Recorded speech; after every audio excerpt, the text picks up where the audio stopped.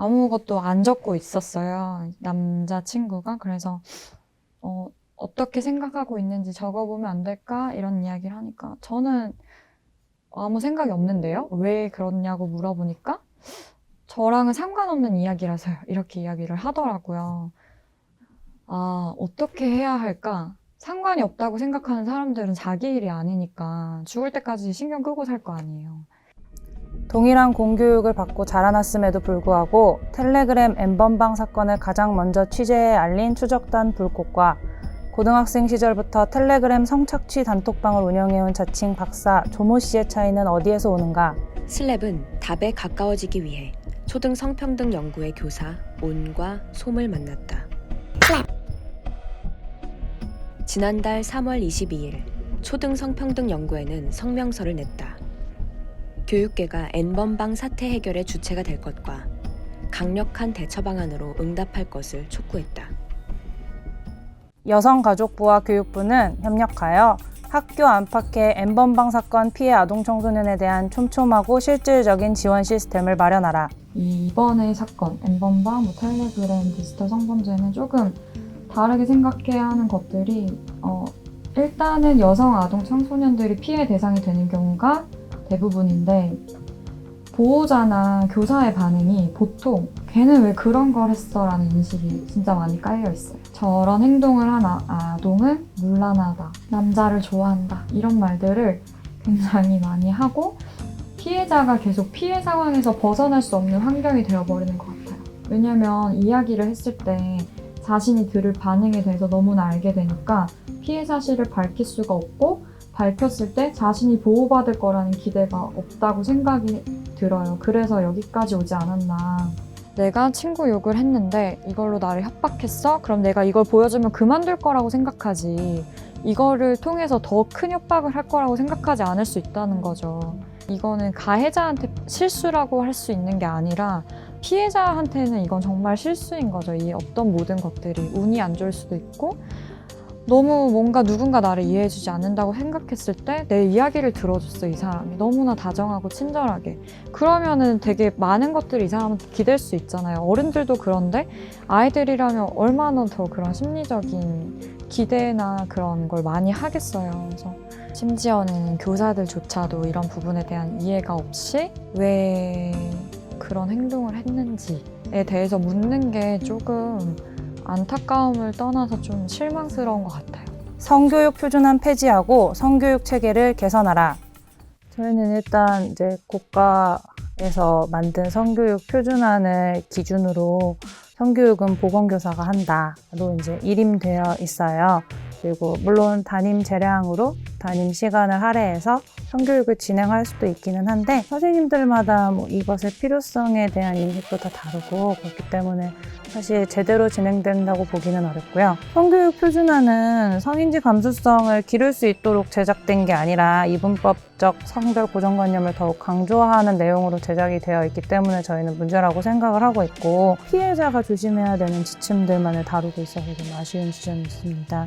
일단 피해자는 물론이고 가해자 중에서도 청소년의 비율이 높다는 이야기가 계속 나오고 있는데 굉장히 충격적이고 교육 현장에서 분명히 관련 논의를 해서 이거를 어떻게든 바로 잡으려고 애를 써야 되는데 일반 국민으로서 분노는 하고 있지만 교육부의 입장이나 대처는 사실 명백하게 나오고 있는 거는 사실 없거든요. 그리고 학교 차원에서도 대비나 지도 방침 등이 사실 준비되지 않고 있고요. 좀 의식 있는 선생님들은 사설 교육 업체에서 만들어진 교육 자료를 퍼다가 나르고 있는 실정이고요. 교육부 차원의 아동 청소년 보호자 교사 성폭력 예방 교육 지침을 마련하라. 이제 오기 전에 살펴봤는데 경기도 교육청에서 디지털 성범죄 예방을 위한 교육 자료를 공문으로 보내기는 했더라고요. 근데 이게 사실 N번방 관련이 아니고 그동안 만들어져 있는 불법 촬영물 또는 그냥 소셜미디어에서 조심해야 되는 지점에 관련해서 이미 만들어져 있는 교육자료를 목록화해서 보낸 것 뿐이지 근데 사실 N번방 사건은 좀 결이 다르다고 보거든요. 아이들이 미디어를 사용할 수밖에 없고 사용료는 점점 높아질 텐데 거기에서 아이들이 조심해서 이게 해결될 수 있는 문제는 아니고 그런 약점을 파고 들어가지고 협박을 하는 거기 때문에 그런 지점은 사실 준비가 전혀 안 되고 있다고 생각을 하고요.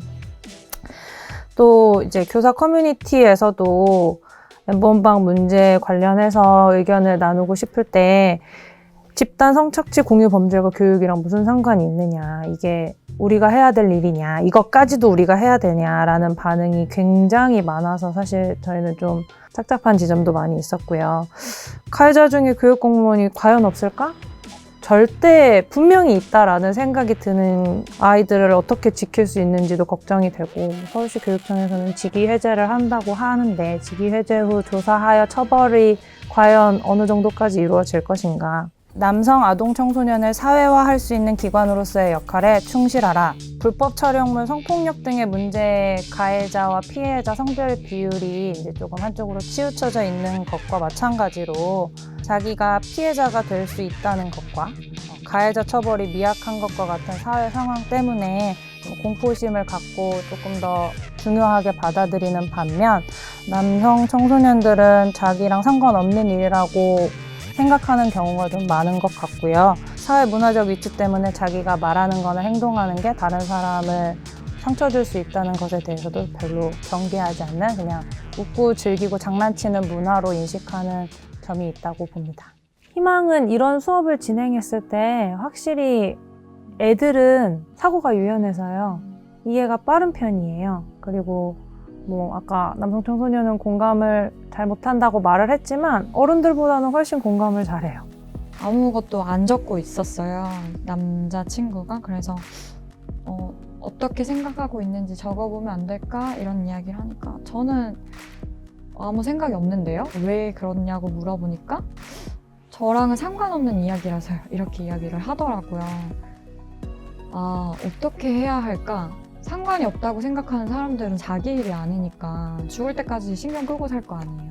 그런 사람들을 어떤 식으로 조금 더 이 부분에 참여할 수 있도록, 이 부분에 관심을 가지고 이게 공동의 문제라고 생각하게 할 수 있을까, 이런 고민들이 많이 들고, 그런 사회가 돼야 26만 명 같은 정말 말도 안 되는 이런 일들이 일어나지 않지 않을까라는 생각이 들어서 아이들에게 그런 방향으로 많은 교육을 하고 싶어요.